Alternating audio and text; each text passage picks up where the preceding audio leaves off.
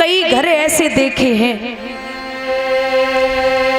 पिता चाहे कितना भी गरीब हो, अगर लड़के वाले 10 लाख या 20 लाख रुपए मांग लें तो बाप अपने खुद के शरीर को गिरवी रखने की ताकत रखता है बेटियों के लिए। बाप खुद के शरीर को गिरवी रखने की ताकत रखता है। और जयमाला जब पड़ती है, बेटियां सज धज के जाती हैं, लेकिन कई पिता ऐसे होते हैं जो खुद के कपड़े बदलना भूल जाते हैं। बेटी की शादी में बाप खुद के कपड़े बदलना ही भूल जाता है। और जब बिटिया शादी के योग्य होती है दादा, बाप जब लड़का देख के आता है तो उसी दिन बाप का चेहरा उतर जाता। बेटी बोलती पापा क्या हुआ, कुछ ज्यादा मांग लिया क्या? तो बाप बोलता नहीं लाडो, ज्यादा नहीं मांगा।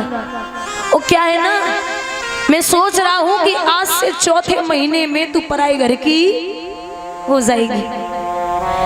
यहाँ इतने पिता बैठे, आप सब जानते, बेटियों को विदा किया होगा। दादा 1 महीने पहले से बाप अपनी बेटी के लिए पैसा इकट्ठा करेगा, भागेगा, दौड़ेगा, ये काम वो काम, और जैसे ही बिटिया विदा हुई सबसे पहले बाप कोने में गिर पड़ता है।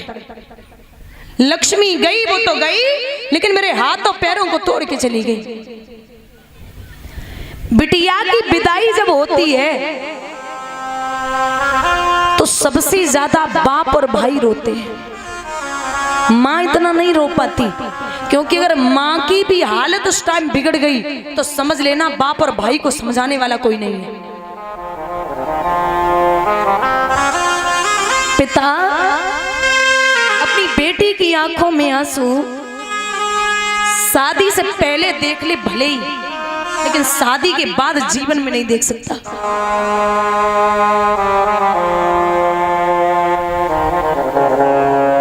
दादा बेटियां वो हैं, अच्छा बेटी की विदाई पे सब रोते हैं, लेकिन एक ऐसा व्यक्ति रोता जिसे नहीं रोना चाहिए, वो है बेटी का भाई।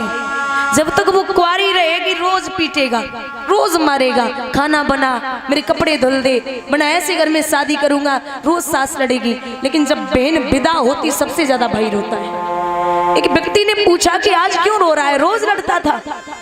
तो भाई हिचकी लेके जवाब देता है कि वीरन जितनी बार लड़ाऊ ना अपनी तरफ से ही लड़ाऊ, और अगर घर आने में जरा भी लेट हो गया तो उसने 50 फोन कर दिए, कहाँ मर रहा है, अरे भोजन नहीं करना क्या? मैं हमेशा लड़ता था, तो वीरन आज से न तो कोई लड़ने वाला होगा और ना ही कोई मनाने वाला होगा। एक बाप के भले ही 4 बेटियां हो, 4, और दादा वो इतनी सामर्थ्य रखता है, बाप 4 बेटियों को राजकुमारी की तरह पालेगा। बेटी अगर विदा होगी तो मुड़ मुड़ के अपने घर को देखती है, और बिटिया की विदा आप कर भी दो तो हर दूसरे दिन फोन करेगी, माँ की नहीं पूछेगी, पापा आप ठीक है ना, आपकी तबीयत खराब थी, दवा लेते हो ना, अरे मेरा मन कर रहा है आपको देखने का, मेरे ससुर से फोन कर देना, वो मुझे भेज दें। बाप फोन करेगा, समधी जी बेटी को भेज दो। ससुर कहते नहीं भेज सकता, त्योहार पे आएगी, बेटी मन मार के बैठ जाएगी,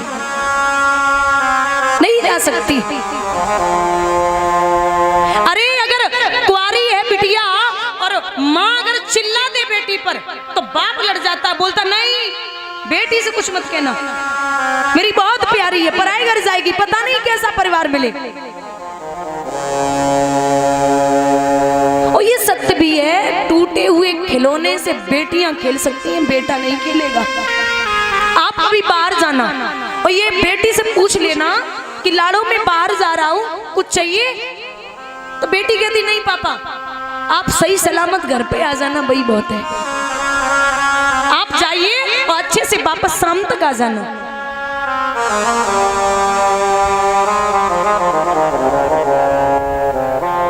एक गरीब की बिटिया जब विदा होती है दादा, लोग सोचते हैं कि गरीब की है, अगर मार लो पीट लो तो कुछ नहीं बिगड़ता।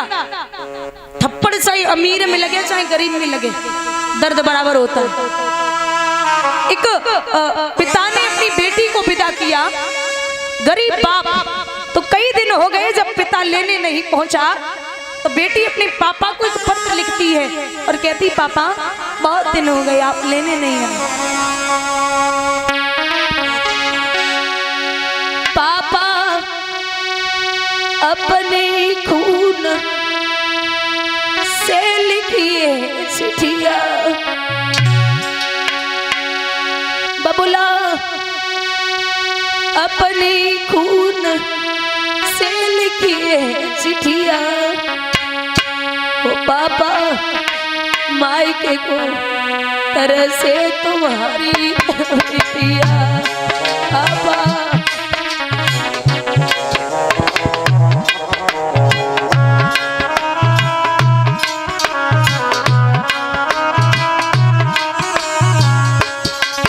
पिताजी सासु मेरी मारे ससुर धमकावे, पापा सासु मेरी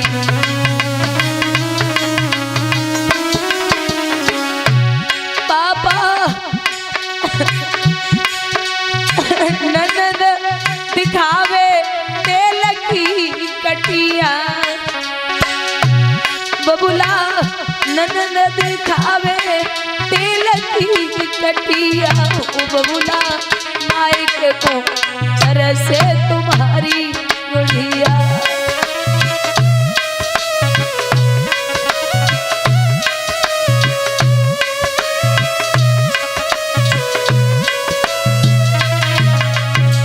पिताजी जिसको बनाया पापा जीवन साथी,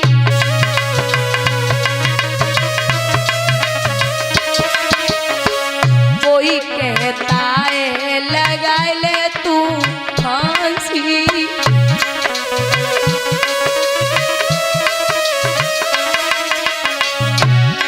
बस थोड़े ही दिन न किया बिटिया। पापा थोड़े ही दिन न किया बिटिया। ओ बबुला मायके को तरह से तुम्हारी गुड़िया।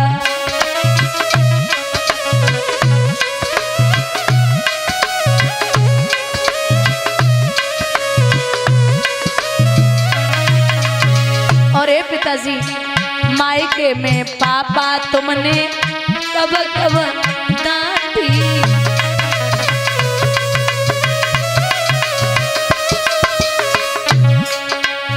ससुरे में बिना पिटे दिन जात नहीं बाकी।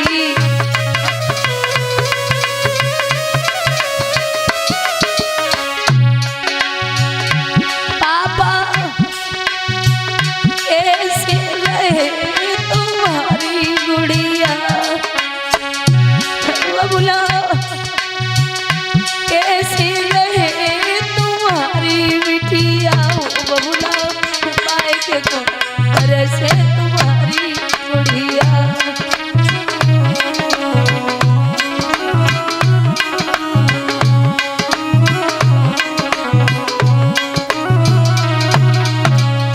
पिताजी आपने जब विदा किया था तो आपने मुझसे कहा था बहुत जल्दी लेने आऊंगा। अपना बचन पापा भूल मत रहियो,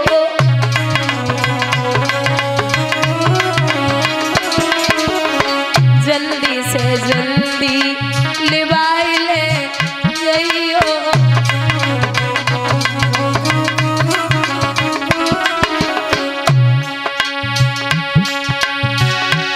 बबुला थोड़े ही दिन न किया बिटिया, पापा थोड़े ही दिन न किया गुड़िया। ओ बबुला मायके को तरह से तुम्हारी बिटिया।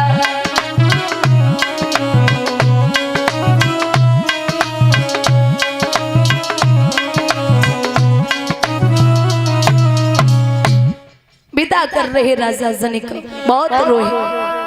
राजा दशरथ के चरणों को पकड़ के बोले, महाराज हमारी बिटिया को जैसे लेके जा रहे हो उसी तरीके से रखना। राजा दशरथ बोले, आप बावरे हैं क्या? अरे हमारा राम बहुत बोला है, कभी आपकी बेटी को कष्ट नहीं होगा, हमारे यहाँ बेटी बन के रहेगी। विदा किया। महाराज सब विदा करा के लाए। बड़ी खुशी है आंगन में, चारों पुत्रों की बधू आई हैं।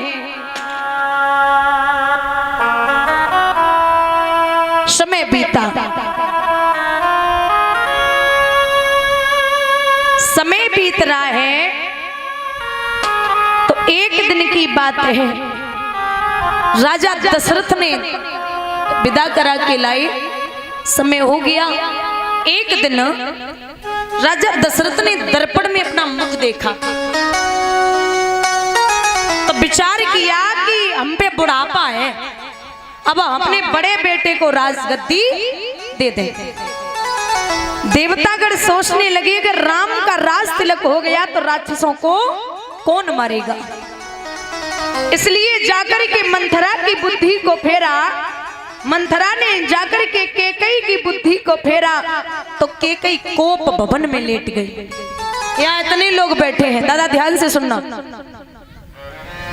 आप सब ये जानते हैं कि जो वनवास हुआ वो केकई की वजह से हुआ है। आप सब यही जानते हैं कि इसका मुख्य कारण जो है वो केकई है। गलत। महाराज केकई निंदनीय नहीं वंदनीय है। केकई निंदनीय नहीं हो सकती, वंदनीय है, क्योंकि केकई से ज्यादा राम को कोई दुनिया में प्यार करने वाला है ही नहीं। ये जो केकई है, जिस दिन से राम पैदा हुए उस दिन से राम की शादी तक, राम की जब तक शादी नहीं हुई तब तक राम केकई मैया के साथ ही सोते थे, इतना लाड था। आपको बता दे, ये जो केकई है, जब भगवान 2.5 वर्ष के रहे होंगे, 2.5 वर्ष के, तो कौशल्या ने केकई से कही है कि तू बड़ा प्रेम करती मेरे लाला को, वो तो तेरा ही है। राम आज हमाओ बड़ो दिल कर रहा हो कि तू आज हमें लिटावे के लिए दे दे, और राम को हम लिटावेंगे। अब जिसका बेटा है वही मांग रहा है तो मना कैसे कर दे? ले जा। कौशल्या जब राम को लेके आई, संतो याद रखना, रात्रि के 10, 11, 12, 1 बज गया, राम जी को नींद न आई। कौशल्या ने पूछा, राम? हाँ मैया। भूख लगी है? नहीं। दूध पीना है? नहीं। कहानी सुनाऊं? नहीं माँ। फिर सो क्यों नहीं रहे हो? कुछ नहीं माँ, आ जाएगी तो सो जाऊंगा। समझ गई कौशल्या की केकई रोज आंचल से छुपा के सुलाती है, या आज यहाँ नहीं सोएगा। रात्रि के 2:30 बज गए। बुजुर्गों याद रखना, केकई रात्रि के 2:30 बजे कमरे के खम्मे को पकड़ के पड़ी है मुंह के बल। आवाज लगाई, अरे केकई, ये तेरा राम नहीं सो रहा, इसे अपने आंचल से ही सुला ले। केकई एकदम से उठी, अरे आजा बेटा, आजा राम, हमें तो तेरे बिना नींद ही नहीं आ रही, सो जा। रात्रि के 2:30 बजे मैया ने आंचल से लगाई, छाती से लगाए कि मैया केकई राम को लेके सोई गई। समय बीता, दादा भगवान 4 वर्ष के हुए राम जी, तो एक दिन मैया केकई राम को दाल भात खिलाई रही। जब दाल भात खिला रही थी तो 2-4 चक्कर लगाए कि भगवान एक एक कौर खाए रहे। अचानक 2 मिनट के लिए भगवान गायब हुए और पीछे से मैया केकई की आंखें बंद की और जवाब दिया, माँ बता मैं कौन हूं? पूछ रहे मैया मैं कौन हूं। अब जो माँ होती है ना, वो अपने बच्चे के स्पर्श से बता सकती है कि मेरा बेटा है या नहीं है। तो मैया समझ तो गई कि ये राम है, लेकिन बातें बनाए कि मुस्कुराए कि बोली कि हे भरत, हमने तुम्हें पहचान लिया कि तुम भरत हो। राम चक्कर लगाए के सामने आएंगे, बोले मैया तू हार गई, अरे मैं तो तेरा बेटा हूं राम। कोई बात नहीं, अपने बच्चे के सामने आ रही हूं, कोई पराया थोड़ी है। पूछा कि ये बताइए माँ, मैं कुछ सवाल कर सकता हूं? बोले करो। बोले ये बता तू हमें कितना प्रेम करती है। ध्यान देना, राम पूछ रहे मैया के कई से कि तू मुझे कितना प्रेम करती है। तो केकई बोली कोई पूछने वाली बात है, राम मैं तुझसे इतना प्रेम करती हूँ, तू हमसे जो चाहे मांग सकता है। जवाब दो राम ने, मैया अगर हमने मांगो तूने ना दो तो। केकई बोली लाला अगर तू जान भी मांगे तो वो भी दे दूं। तू कैसी बात करता है, तू मुझे सबसे प्रिय है। ठीक है, राम बोले देख लेना मैया, कुछ ऐसा न मांग लूं जो जीवन में आने वाले समय में कोई भी माँ अपनी बेटी का नाम केकई न रखे। कुछ ऐसा न मांग लूं जो तू इतनी बुरी बन जाए, आने वाले समय में कोई भी माँ अपनी बेटी का नाम केकई न रखे। अरे ना रखे तो ना रखे, तू मांग ले। बोले और सुन, कुछ ऐसा न मांग लूं जो तेरा बेटा भरत तुझे कभी मां न कहे। केकई आंखों में आंसू लेके बोली बच्चा, जब त्रिलोकी नाथ मुझे मां कह रहा है तो भरत अगर मां नहीं कहेगा तो फर्क नहीं पड़ता। जब मेरा राम हमें रोज मां बोलता है तो अगर भरत मां न बोले तो क्या फर्क पड़ता। मान लिया। राम बोले और सोच ले मां, कुछ ऐसा न मांग लूं जो आने वाले समय में तू विधवा हो जाए। जब मैं मांगू और तू अपने पति को बताए तो तू विधवा हो जाए। केकई बोली राम अगर तेरे लिए 100 जन्मों तक विधवापन जीना पड़े तो मैं जी लूं, इतना प्रेम है। इसीलिए कहते केकई कभी निंदनीय नहीं हो सकती, वंदनीय है। इतना प्रेम कौन कर सकता है। बोले मांगू, हाँ मांग ले। फिर सोच ले, सोच लिया। बोले मां मैं इसलिए आया हूं राक्षसों का वध करने के लिए, और तेरे जो 2 वरदान आने वाले समय में तू सहायता करेगी। हमें पता है कि 2 वरदानों की बात होगी, तू वो वरदान जो हैं वो आने वाले समय में दशरथ जी से मांगना। पहला वरदान भरत को राज तिलक, और दूसरा वरदान मेरे लिए वनवास। जो जब बात सुनी सो 4 वर्ष की आयु के भगवान बेहोश है कि मैया गिर पड़ी। अरे राम तू हमारी जान मांग ले बच्चा, वो दे दूं, लेकिन वनवास तो मैं तुझे कभी नहीं भेज सकती। राम बोले मैंने पहले ही कहा कि तू नहीं दे पाएगी। अरे बोले केकई इतना बड़ा काम करवाएगा, लोग मुझे पापी नहीं ठहराएंगे। बोले मैंने पहले ही बोला कोई केकई अपनी बेटी का नाम रखेगा ही नहीं। कहीं है केकई नाम, कहीं नहीं। बोले और ये सत्य भी है, 4 दिन से राम बन के ले गए और भरत ने सुना कि मेरी माँ की बदौलत गए, तो उस दिन से भरत ने अपनी केकई को माँ नहीं बोला। वो समय आया, केकई मैया जमीन पे पड़ी। राजा दशरथ बोले देवी क्या बात है, आप यहाँ जमीन पे पड़ी हो। बोले मेरे जो 2 वरदान हैं वो आप मुझे दे दो। अरे 2 नहीं 4 मांग लो, 6 मांग लो, नहीं 2 चाहिए, मांगो। बोले महाराज ऐसे नहीं। फिर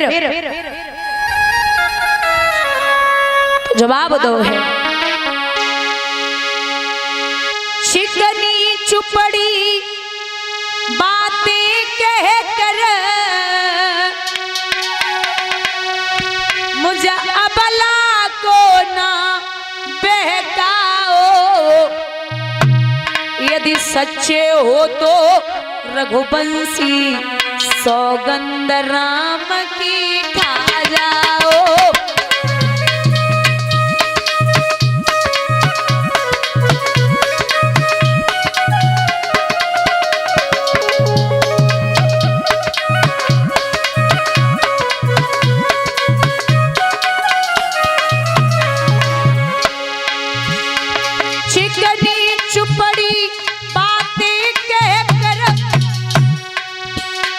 मुझे अबला को ना बेकाओ, यदि सच्चे हो तो रघुवंशी सौगंध राम की खा जाओ।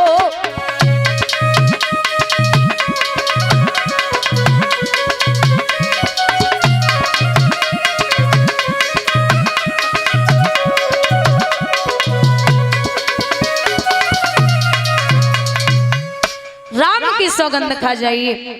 बोले मैं राम की सौगंध खाता हूं, आप जो मांगोगी वही मिलेगा। तो पहला वरदान सुनिए।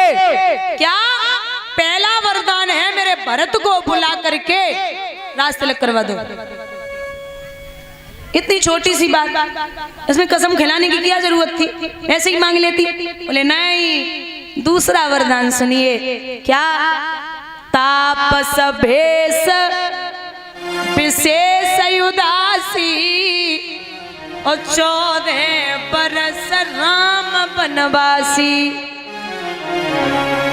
तापस भेष, तपस्वी के भेष में विशेष।